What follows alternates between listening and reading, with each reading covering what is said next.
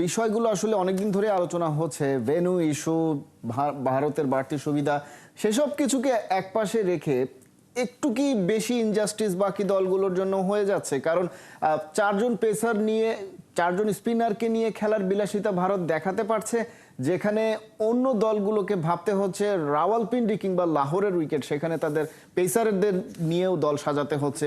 দল তো 15 জনের, ইনজাস্টিসটা একটু বেশি হয়ে গেল কি?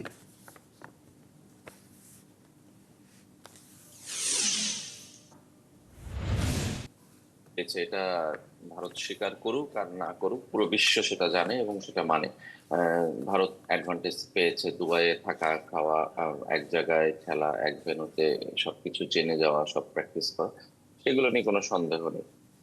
কিন্তু ভারতকে আসলে কৃতিত্ব দিতে হবে। তাদের যে টিমের যে ডেপথ, স্ট্রেংথ, সেটা আসলে অন্য অনেকের চেয়ে বেশি। এখন আপনি এই দলটাই যদি এই 15 জনই ভারত পাকিস্তানে যে খেলতো, আপনি একটা ধরেন হাইপোথেটিক্যালি, তাহলে কি খারাপ খেলতো?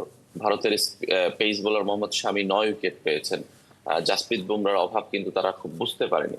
মানে সুতরাং ভারতকে কৃতিত্ব দিতে হবে, কিন্তু তারা অ্যাডভান্টেজ নিয়েই চ্যাম্পিয়ন হয়েছে, এটাও মানতে হবে বা স্বীকার করতে হবে। মোহাম্মদ শামি যেটা স্বীকার করেছেন, ভারতের আর কেউ সেই সৎসাহসটা দেখাননি।